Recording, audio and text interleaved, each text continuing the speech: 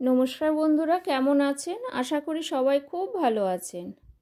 এটা হচ্ছে আমাদের রাজস্থান ট্যুরের কিছুটা পার্ট। আমরা পৌঁছে গেছি আমির ফোর্টে। সকাল সকাল পৌঁছে গেছি, সেই জন্য এই হাতিগুলোকে দেখতে পাচ্ছি। এটা অনেকটা উপরে উঠতে হয়, তো অনেক কষ্ট হয়, অনেকে এই হাতি করে করে উপরে উঠছে।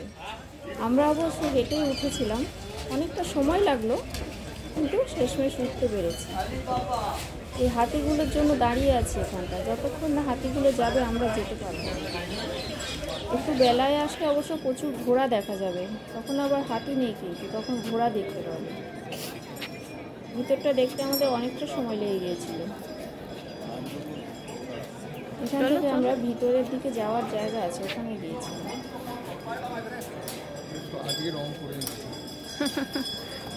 সুন্দর করে কালার করে আবার সাজিয়েছে। এলে তো হাতি দেখেই যাচ্ছে কত যে হাতি।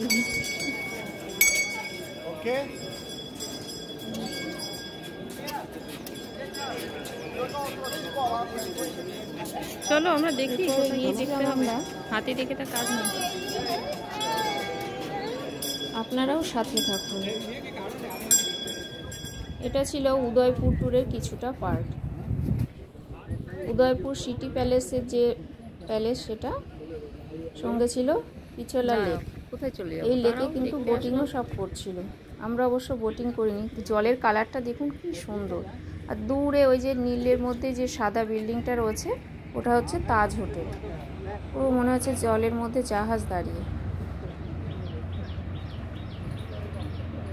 আগামীকাল আমাদের গন্তব্য ওই দূরের পাহাড়গুলো দেখা যাচ্ছে, ওইখানটাতে যাব। জায়গাটার নাম ঠিক আমার মনে নেই, কিন্তু ওখানেই যাব। এই যে ওই যে দূরে মন্দির দেখ মতো সাদা একটা দেখা যাচ্ছে পাহাড়ের উপরে, ওইখানটাতে যাব। দেখে মনে হচ্ছে এখানে, কিন্তু অনেক দূর। কি সুন্দর লাগছে, পুরো জলের পাশে সাদা, অন্য কোনো কালার নেই। দেখুন সাদা, পিঙ্ক, এসবই এখানকার ম্যাক্সিমাম কালার। এই যে আমার বাবা দাঁড়িয়ে আছে। এই বাগানটাও কিন্তু খুব সুন্দর ছিল, পুরোপুরি তোলা হয়নি আমার। বেশ ভালো লাগছিল এখানে। এটা ছিল, এটাও ফতেসাগর লেক। ফতেসাগর লেকটাও বিশাল বড় একটা লেক,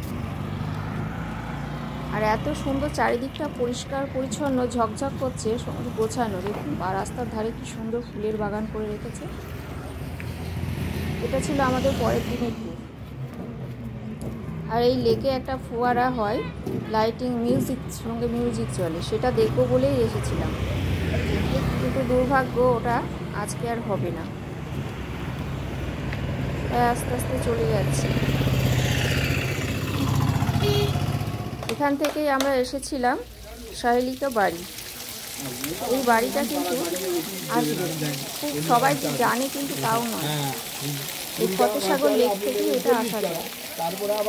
এখানে বিশেষত্ব হচ্ছে এই যে ফোয়ারাগুলো দেখছে, এইগুলো শব্দ হলেই ফোয়ারা থাকে, এইগুলো ফোয়ারাগুলো উঠতে থাকে। অ্যাকচুয়ালি এগুলো সেন্সার লাগানো আছে, শব্দ হচ্ছে সেই কারণে হচ্ছে। 200 বছর আগে নাকি এটা তৈরি, তখন সেন্সার তৈরি হয়ে গেছে। আমরা অবশ্য লোটাস দেখতে পাইনি, অন্য সময়টা যদিও লোটাসের টাইম না, সেই কারণে লোটাস হয়নি, কিন্তু সুন্দর করে বাগানটা গোছানো। আরও অনেক বাগান আছে এখানে। এখান থেকে আমরা হোটেলে ব্যাক করব। বন্ধুরা, ভিডিওটা ভালো লাগলে অবশ্যই একটা লাইক, শেয়ার, সাবস্ক্রাইব করবেন।